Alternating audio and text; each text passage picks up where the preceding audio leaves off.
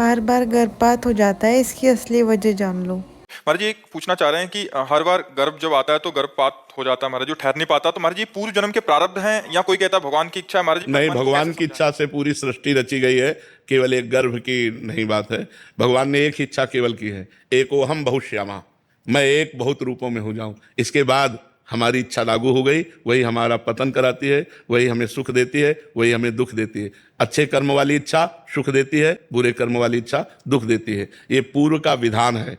जैसे मान लो आपका तो गर्भ स्रवित हो जाता है, गर्भ टिकता नहीं है, लेकिन गंगा मैया का तो गर्भ से प्रकट हुए बालकों को गंगा में फेंक देना पूर्व विधान।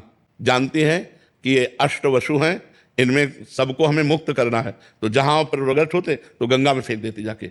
आठवें वसु जो भीष्म जी के रूप में विराजमान है, उस समय महाराज शांतनु ने कहा तू कौन है?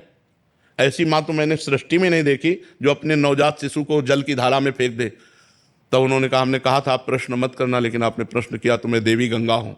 कांप गए कि पत्नी के रूप में माँ भगवती गंगा देवी, बस वो अब नहीं टिकूंगी, और अंतर ध्यान हो गई पुत्र को लेकर। वही पुत्र महारथी अतिरथियों के वीरों के वीर भीष्म पितामह जी हुए। तो हम ये कहते हैं कि जैसे जिन जीवों को केवल आपके गर्भ में आने का लिखा हुआ है, लेकिन आगे जीवन लीला नहीं, तो गर्भ में आकर ही वो शांत हो जाएंगे, वो गर्भ स्रवित हो जाएगा, वो जन्म नहीं ले पाएंगे। तो अब जिन जीवों को लिखा जन्म लेते ही मर जाना, वो जन्म लेते ही मर जाते हैं। जिनका लिखा है कि थोड़ा सा बाल, तो आप देखो हर तरह की आयु में मृत्यु हो रही। तो ये सब लिखा हुआ है हमारे पूर्व कर्मों के अनुसार, सब कुछ विधान है। जो जीव जितने मिनट का आएगा, जितने सेकंड का आएगा, उतने मिनट सेकंड टिक पाएगा। इसका नाम मृत्यु लोक है। तो इसमें हमें भगवान की आराधना करनी चाहिए और अपने पूर्व प्रारब्ध को नष्ट करके नए भाग्य की रचना करनी चाहिए। भगवान की आराधना से, भगवान की सुमिरन से, नाम जप से हम बहुत बड़े बड़े पापों को नष्ट कर सकते हैं, और पाप नष्ट हो गए तो गर्भ रह जाएगा।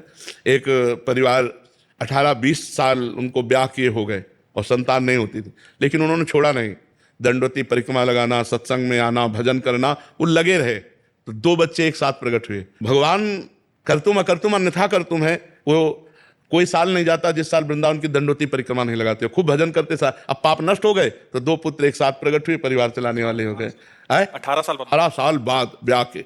तो हमें लगता है कि अगर हम भजन करें तो भगवान कृपा कर सकते हैं। वो कृपा कर दे, गर्भ रह जाए, बालक हो जाए, वंश चल जाए, उन्हीं की कृपा से है। तो खूब नाम जप करें, भगवत आराधना करें।